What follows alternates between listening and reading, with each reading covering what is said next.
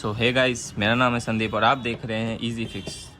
तो हमारे पास ये LG की सिंगल डोर की पीसीबी आई है। तो इसमें क्या फ़ॉल्ट है, इसमें 7 टाइम ब्लिंकिंग आ रहा है जो कि है IPM फॉल्ट। बट नॉर्मली इसमें होता नहीं है IPM फॉल्टी। जब आप चेक करोगे ना IPM को तो IPM भी फॉल्टी नहीं होता है। तो आज देख लेते हैं कि इसमें क्या फ़ॉल्ट है, एक बार लगा के चेक कर लेते हैं कि क्या फ़ॉल्ट हो रहा है इसमें। ठीक है, ये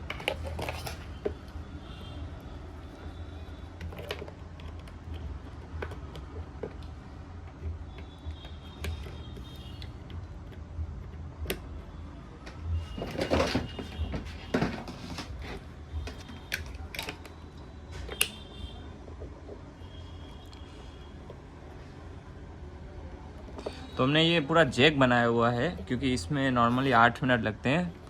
तो हमने जैक बनाया हुआ है जिससे ये कंप्रेसर जल्दी ऑपरेट हो जाता है। ठीक है, तो अभी हम इसको स्टार्ट करते हैं। एक LED जल चुकी है। अब एक बार ये इसको ऑन कर देते हैं तो देख सकते हैं आप, इधर ब्लिंकिंग आ रही है 3, 4, 5, 6 एंड 7। तो ये 7 टाइम ब्लिंकिंग आ रही है जो कि है IPM फॉल्ट और ये कंप्रेसर ऑपरेट नहीं हो रहा है इस पर। तो अभी चलिए इसको रिपेयर करना शुरू करते हैं। सब जैक निकाल देते हैं एक बार।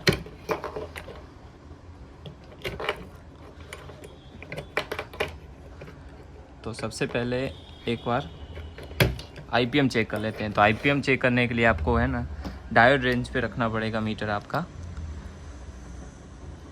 और फिर चेक करना पड़ेगा। अब IPM कैसे चेक करते हैं, तो ये होता है इसका UVW। तो इसको चेक करने के लिए ना आपको पहले जो प्लस प्रोब है वो आपको नेगेटिव पे रखना पड़ेगा ब्रिज रेक्टिफायर के, और इस पर चेक करना पड़ेगा कि कितना दिखा रहा है। जैसे ये तीनों में सेम वैल्यू दिखाता है, 465, 465 एंड 464। ठीक है, तो तीनों सेम है। अभी यही मेथड आपको वापस रिवर्स में करना है। जैसे प्लस पे अब रखना है 325 की लाइन पे, और अब तीनों में चेक करना है। तो इसमें 465, 465 एंड 465।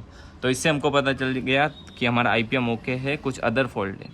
ठीक है, तो अब हम इसको रिपेयरिंग स्टार्ट करते हैं। तो इसमें नॉर्मली फ़ॉल्ट यही आता है कि जैसे ही कंप्रेसर ऊपर ने लोड लेने की कोशिश करता है तो वोल्टेज डाउन हो जाते हैं। तो वोल्टेज के लिए कौन सा रिस्पॉन्सिबल होता है, ये 50 वोल्ट 330 UF का कैपेसिटर।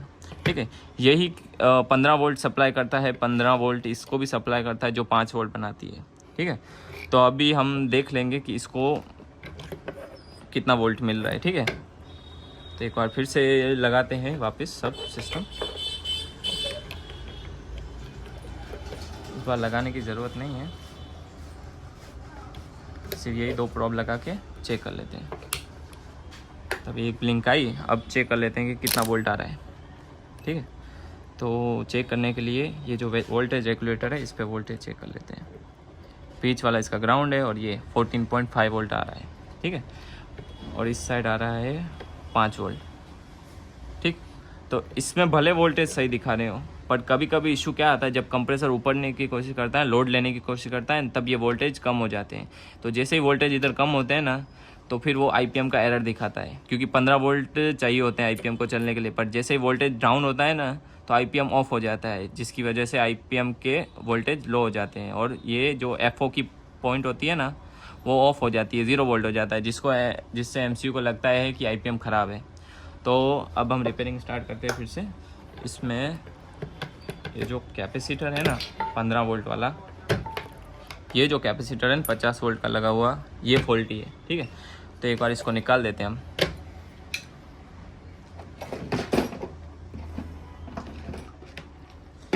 सोल्डर लीजिए।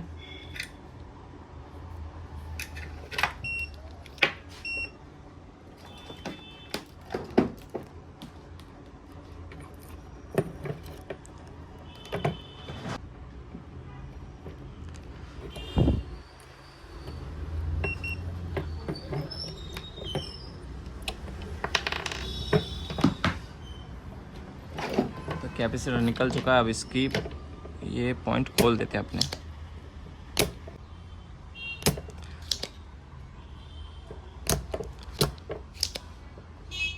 तो ये खुल चुका है। तो इसमें हम अब लगाएंगे 35 वोल्ट 470 MFD। कभी कभी इसमें यही होता है कि वोल्टेज कम होने के चक्कर में या वोल्टेज कम हो जाते हैं तो फिर एरर दिखा देता है। तो इसका इजी फिक्स यही है। मोस्ट ऑफ किसी को आता भी नहीं है इतना ये रिपेयर करना, ये हम ही आपको सिखा रहे हैं, वरना ऐसे तो टेक्नीशियन हो या मोस्ट ऑफ पीसीबी वाले वो नहीं कर पाते रिपेयर, वो पीसीबी चेंज का ही ऑप्शन देते हैं।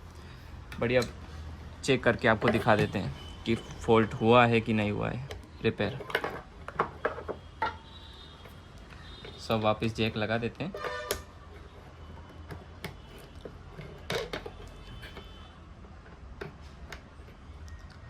और ऑन कर देते हैं। ठीक है, ये 1 टाइम ब्लिंक आ गई। अब 2 सेकंड के बाद ऑन करते हैं इसको। ठीक है, ऑन किया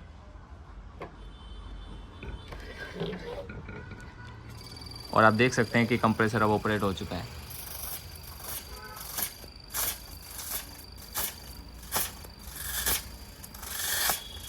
तो यही बस एक फॉल्ट था इसमें। मोस्ट ऑफ मैंने देखा है कि सब पीसीबी बदलाते हैं, सर्किट बोर्ड ही बदलाते हैं, होने जैसी होती है रिपेयर तो भी नहीं कर पाते क्योंकि उनको नॉलेज नहीं होती है या वो कर नहीं पाते। बट मैंने सोचा कि ये बहुत एक कॉमन फॉल्ट आता है एलजी सिंगल डोर में, तो मैंने सोचा आपके साथ शेयर करूं। तो अब ये देख सकते हैं आप, चालू हो गया ये कंप्लीट। बस यही सिंपल एक फॉल्ट था। And do share, follow and subscribe.